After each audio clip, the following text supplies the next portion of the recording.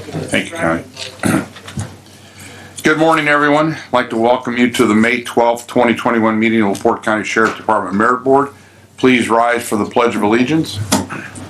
Mr. Schooley, if you would, please. Pledge allegiance to the flag of the United States of America and to the republic for which it stands, one nation, under God, indivisible, with liberty and justice for all. Thank you, everyone.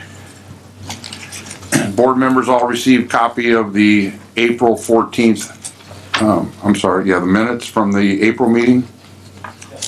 Are there any corrections? Hearing none, do I have a motion to approve?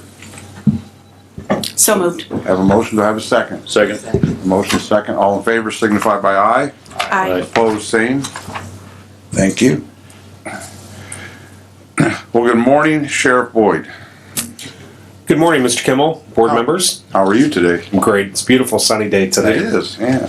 Maybe spring is finally here to stay. Well, one more night, I think, of putting the flowers in the garage. So I had to drag those in. You just forgot to stop last night. I appreciate that, but that's okay.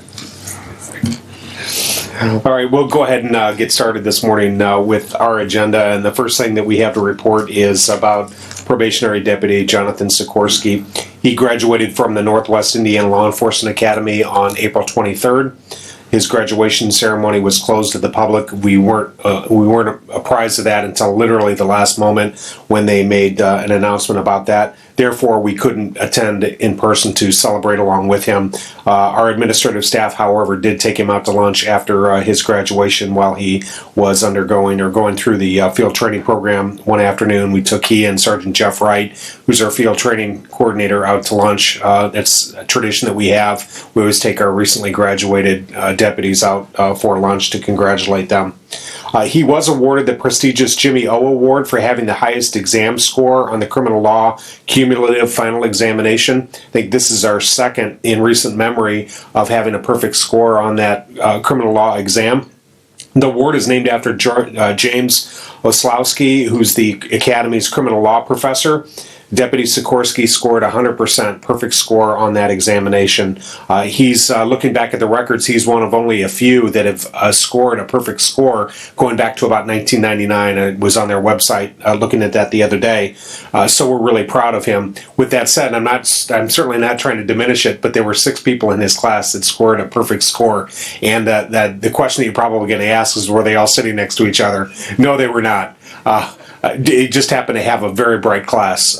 The Academy instruction staff stated just what a bright group this group was that went through. It's the first time in their history that they've had so many. Sometimes they'll go years without having anybody score a perfect score. This time they had 6, but we're really pleased that one of our deputies was one of those that scored a perfect score on that cumulative test. It's a very, very difficult and trying test. He is in phase 1 of the field training program, and when I wrote this, he was assigned to the afternoon shift. He's working days today, though. He's scheduled to complete the field training program in late July. We're glad to have him back, but we're going to be even more pleased to get him out on the road so he can contribute and it can add to our number of manpower that we have that's out taking calls and serving the public. Each month we announce the number of calls that we have at Franciscan Health in Michigan City, and last month we had 9 calls for service. This was 2 fewer than what we had in the month of March. So they're not extraordinary amount of calls that we're answering there. We did experience a 12% decrease in calls for service from March to April. In April, we responded to 2,420 calls for service as compared to 2,758 in March. The number of crashes increased by 44% from 68 in March to 98 in April, and we also assisted 117 disabled motorists. Each month I report on the number of disabled motorists that we stop and we assist that are alongside the roadway. Just one of the proactive things that we do to check up on people that may be in distress or may need our help. But I also wanted to point out that the crash increase 44%, and we feel that that's in direct correlation to our traffic enforcement. In that, last month we didn't have a blitz that was sponsored by the Indiana Criminal Justice Institute so we didn't have as many cars out working grant-based enforcement programs. So when our enforcement goes down, the number of crashes goes up. We believe that's in large part because of our increased visibility. People see that we're stopping a number of cars, and their first reaction in the motoring public when they see red and blue lights is they slow down. And they're aware that we're out there. We do have a blitz that is coming up, though. It should be starting any time to cover the Memorial Day weekend that will run through the first weekend in June. Deputy Austin Wells completes his canine training at Von Lick Kennels this Friday. He and Guba, which is an approximately 16-month-old male Malin herd, are doing well, and they're training quite hard and building a very solid bond, which is really important. It's one of the keys to the training that they're going through right now. They're both attending this 6-week training program that started on April 5th. Gooba is a dual-purpose dog that's certified in narcotics, tracking, searching, and apprehension, and he was purchased through donations and fundraising efforts. May 2nd through 8th was designated as National Correctional Officers Week. In 1984, President Ronald Reagan designated the second week of May as such. And last week, the LaPorte County Board of Commissioners read a proclamation, thus naming May 2nd through the 8th as Correctional Officers Week in LaPorte County. Our correctional employees have one of the most dangerous and unappreciated jobs in the county, and as evidence of this, 5 of our correctional employees were assaulted last year on the job, and so far this year, unfortunately, we've had 3 of our correctional deputies that have been assaulted while working in the confines of our jail. On February 21st, as you'll remember, the Indiana Department of Corrections, specifically Lieutenant Eugene Lasko, was fatally stabbed by an inmate at the Indiana State Prison in Michigan City when he rushed to the aid of a fellow correctional employee who was being feloniously assaulted. That demonstrates again just how dangerous and volatile a job that correctional employees have. As mentioned last month, we consulted with all county law enforcement chiefs, and we mutually made the decision not to hold a fallen officer's memorial service again this year due to a lack of facilities that can or are willing to accommodate our large group. We will, as I had mentioned before, commemorate the day with an end-of-watch roll call on May 15th, which is National Police Officers Memorial Day. I'd like to read our end-of-watch for those officers that were killed in the line of duty in LaPorte County. And this is very similar to what will be read on Saturday, May 15th. That will be read at 10:42. It's read specifically at 10:42 because that's the official call sign for end of service or end of duty. Charles Silverside was an employee of the Lakeshore and Michigan Southern Railroad. His end of watch was July 12th, 1909. Joseph Zimmerman, Michigan City Police Department. His end of watch was May 3rd, 1921. George Spencer, Michigan City Police Department. His end of watch was May 3rd, 1921. William Ray Dixon, Indiana State Police. His end of watch was June 28th, 1938. Charles Glafke, Michigan City Police Department. His end of watch was December 4th, 1930. Ephraim Reed, Long Beach Police Department. His end of watch was September 15th, 1933.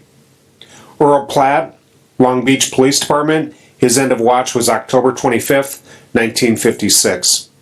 Thomas Cheka, LaPorte Police Department. His end of watch was September 5th, 1962. Lewis Edward Phillips, Indiana State Police. His end of watch was April 16th, 1975. Harold Rice, Indiana Department of Corrections. His end of watch was December 29th, 1976. Neil Thompson, LaPorte County Sheriff's Office. His end of watch was September 21st, 1980. Richard Lawrence, LaPorte Police Department. His end of watch was September 9th, 1988. Philip Curry, Indiana Department of Correction. His end of watch was December 13th, 1994. James R. Couts, Long Beach Police Department. His end of watch was December 4th, 1997. Eugene Lasko, Indiana Department of Correction. His end of watch was February 21st, 2021.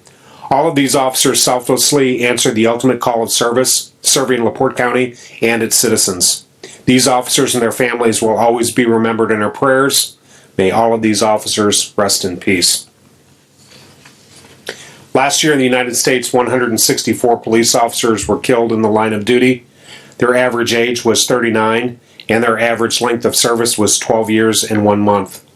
So far this year, there have been, as I had drafted this on Monday, was 119 police officers. Sadly, that number's grown to 122 police officers. Since Monday, there have been 3 officers killed in the United States in the line of duty. There were 2 deputies killed in Concho, Texas, and 1 officer that was killed in San Luis Obispo, California, since Monday night. 122 officers killed in the line of duty so far this year.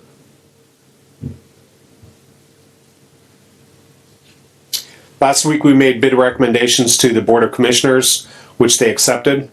We've selected a bid from Lockmundy Ford and Knox for 9 Ford Explorer Police Interceptors. The price for those vehicles is $35,543 each. I'll repeat that number, $35,543 each, for a total of $281,687 for all 9 of those. We also selected and recommended a bid for 3 pickup trucks from LaPorte Chrysler with prices ranging from $26,590 to $28,190, or $61,970 for all 3. One of the things that I wanted to point out, the difference in price in those are the purposes for those. One is just the cheapest is just a bare bones model pickup truck for our garage. The other 2, one will be for a detective and the other will be for our jail use, and the vehicle for our detective bureau will have a spotlight, so that adds an additional, is it $500? $300, something like that. So that's the difference in that. We also received permission to trade 16 vehicles at a total price that was quoted to us at $58,700. We are on the May Council agenda asking for an appropriation of about $390,000 for the vehicles and the equipment that we need, because we'll need to stripe those for patrol, and we'll need to outfit them with sirens, lights, electronics. We also, 3 of the vehicles we need to outfit with scanners and printers. However, we're going to be asking permission to spend from some discretionary money, so we won't have to ask for money from the general fund for that. A package of material has been sent to each council member that includes copies of maintenance logs and pictures of each vehicle to be traded for their review. That was sent earlier this week, so they've got more than 2 weeks to review that prior to making their decision later in May.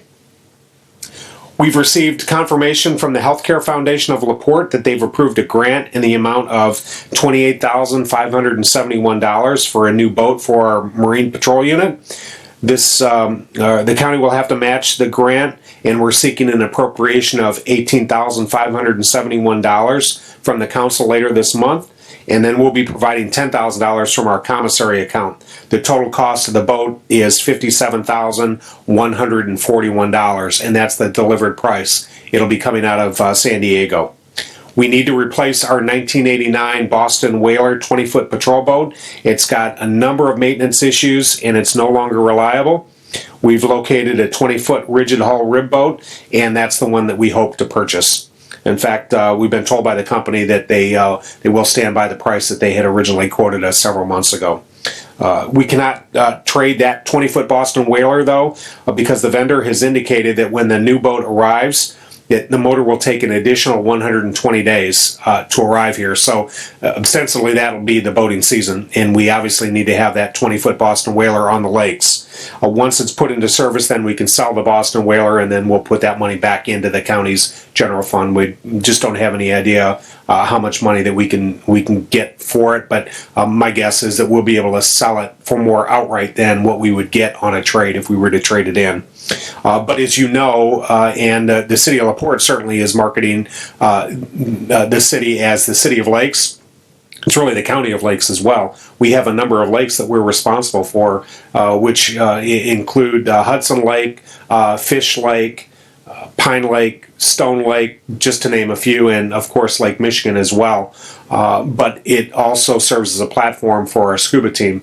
So we need to have that boat or a reliable boat at any given time, regardless of the time of year. It's really important to our operations here. But we currently have 2 boats, and when we get this new one, we'll have an additional 13-foot Boston Whaler at our disposal. We primarily will put on smaller lakes like Fish Lake or Saugony Lake. Deputy Keith Wilson, who's a certified defensive tactics instructor, conducted training for our staff 2 weeks ago as part of our state-mandated training. The session was about 2 hours long and was classroom instruction. He did an outstanding job. We're really pleased that we do almost all of this training in-house because we've got great certified law enforcement academy instructors. He highlighted the dangers of chokeholds and the ban that's on it. This maneuver has not been taught recently. I went to the academy 31 years ago. They didn't teach it then. I don't know that they've ever taught it in Indiana unless it's a deadly force situation. But certainly that's something he spent a lot of time talking about, the dangers and the pitfalls of a chokehold. We do have several emails of commendations or thank yous. The first is an email that I received from Melissa Jackson, who's our full-time day shift post commander. She received a telephone call from a lady who wanted to give her heartfelt thanks for Deputy Justin Phillips.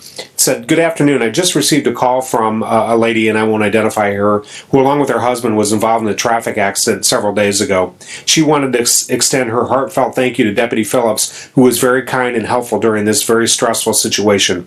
It's a great job done by Deputy Phillips, and keep up the great work." We're very proud of Deputy Phillips. This certainly didn't come as a surprise. As I mentioned, each and every month we've got a very empathetic staff, and they're extremely helpful. And we're pleased that this lady was so moved that she took the time to call us to commend Deputy Phillips and the job that he had done. A copy of this email will be placed in his permanent personnel file. The second is an email that was received regarding Deputy Derek Deck. Good morning. I want to make it known, and I'm not sure who Deputy Deck's boss is, but last night we suffered a tragedy in our family. Deputy Deck was the deputy who came to our home, and he took our family under his wing, comforting us and staying with our family until the coroner arrived. His care and compassion will never be forgotten. Would you please pass along that Deputy Deck, in our family's eyes, he went above and beyond what he needed to do. His compassion and professionalism is something that we will never forget. I won't read her name because I want to protect her anonymity. But again, we're not surprised that this is just another email that we've received about Deputy Deck and his empathy and professionalism. That too will go in his permanent personnel file. And finally, received an email from Deputy Prosecuting Attorney Atlee Price the other morning. It's a gentleman. As the on-call prosecutor this past weekend, I had occasion to review the documentation regarding the arrest of an individual. To say that every call for service responded to by any law enforcement agency is a challenge would be an understatement. Your encounter with this suspect rapidly morphed into an out-of-control confrontation with a miscreant hell-bent on rebellion. Your coordinated reaction in such a compressed and accelerated span of time was a testament to your training. Such occurrences play out across our country every day, all too often ending with tragic results. Your constraint and focused discipline in not letting your emotions dictate your response was truly remarkable. Not so very long ago, such an incident would likely have ended with the perpetrator being the only participant sustaining bodily injury. The citizens of LaPorte County are fortunate and should be proud to proclaim that their sheriff's department was at that moment represented by the apex of integrity and professionalism. Sincerely, Atlee C. Price, Deputy Prosecuting Attorney, LaPorte County Prosecuting Attorney's Office. We're very, very pleased of that the prosecutor, Atlee Price, took the time to send this email. I'm not going to mention the deputies' names because all three of them were injured as a result of this altercation with this suspect. One of our deputies was actually knocked backwards and hit his head on a curb on a paved portion of a roadway in an apartment complex. They were responding to a call of an unwanted guest, and the suspect quickly escalated, and it got out of control when he attacked our deputies. The deputy that hit his head, fortunately, was not seriously injured. He did go to the hospital the next day and he was checked out. Nothing serious, but he did sustain a bloody nose as a result. He had a difficult time getting it to stop. The other two deputies reported that they had discomfort in their back, but they're okay as well. This certainly could have been very, very tragic, and it just is an example of how volatile some that we deal with are on a daily basis. I received a call this morning concerning one of our deputies that made a traffic stop by an individual that passed our deputy in a marked police car going the same direction. And when our deputy stopped him, it went downhill very, very quickly with just a very volatile, out of control, profanity-laced tirade by the suspect that was stopped. And our deputies continued to perform just amazingly. Really pleased. I'm really proud of them, the patience that they exhibit, and what they're faced with, and the backlash that they often get for just doing their job. If our deputy hadn't made a stop in that situation, the public would be asking, why aren't you doing your job? We do our job, and there are some that complain because we're doing exactly what is expected of us. So when you go to bed at night, we ask that you say your prayers for our police officers and our deputies that work in our jail as well, because they have such a dangerous job. As a reminder, the next Mayor Commission meeting is Wednesday, June 9th. Sorry for the typo. Captain Heineck, thank you for catching that. Pointed that out right away. And the pension board will meet immediately following this meeting. You'll see the Warrants Division, Detective Bureau, and Jail Monthly reports are attached. And as always, you can see just how very, very busy that we are. Special note in the Jail Division report, again, last month we had an assault on a staff member. Just demonstrates how dangerous our job is. Thank you. Thank you, Sheriff. Are there any comments from the floor? Good morning, Chief. Good morning, Mayor, Commissioners. This morning I come to you in accordance with our department rules and regulations 4-8.2, and I'm here to submit my letter informing you of my intention that I'm going to seek the office of Sheriff of LaPorte County in the 22 election. So, I may.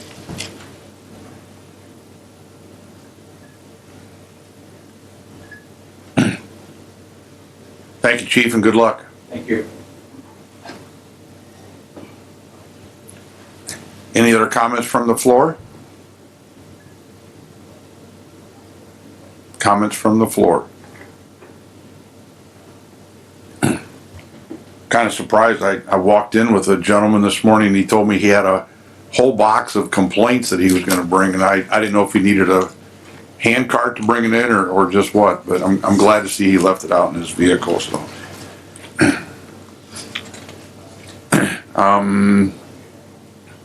Mr. Schooley, you have any questions? Mr. Wheatbrook? No, sir. Ms. Mock? I'd just like to make a comment that I will keep everybody in the department in our prayers, just because we realize how dangerous it is, and we do appreciate everything that everybody does for our community. So thank you. Sheriff, I hope that we can look forward maybe next month to meeting our newest deputy to the force, the new K-9. Very seldom do we get to see the K-9s, out of action or in a meeting, but it'd be kind of nice to have them come in here just so we can see what that K-9 looks like. And I'll have him here. thank you. I had a couple questions about the vehicles. How close are we, or are we already there, of having the fleet of patrol vehicles all switched over to the Ford Explorers or the Explorer four-wheel drives?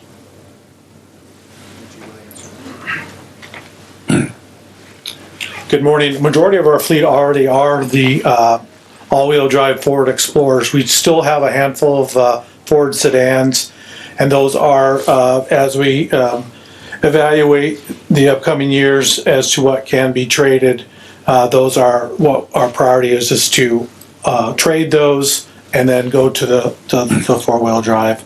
So to answer your question, right now I would say probably 70% are the all-wheel drive Ford Explorers. We do have a few other between the Chevy model and Dodge sedans or trucks. Okay. How much of our fleet is still out of action or waiting replacement due to crashes during? In fact, I just got off the insurance company this morning with one that was recently involved in a crash, not of our deputy's fault, but I believe there's two others that are still in the body shop.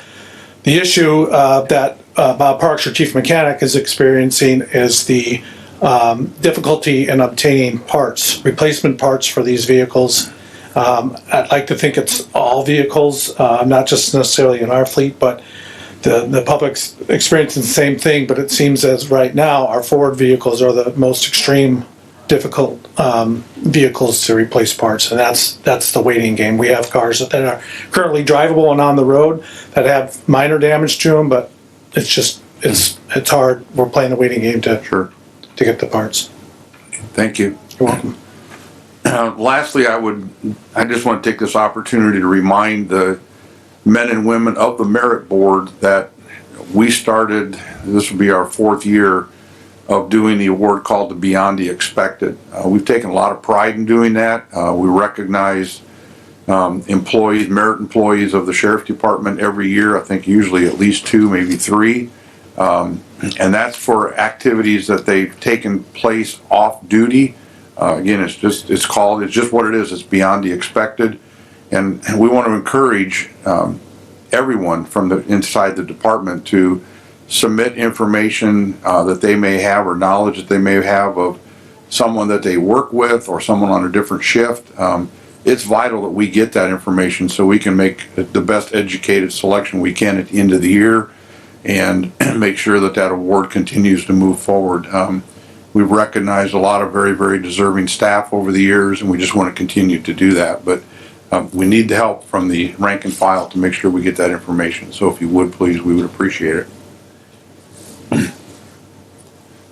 Are there any other comments? Hearing none, do I have a motion to adjourn? So moved. Have a motion, do I have a second? Second.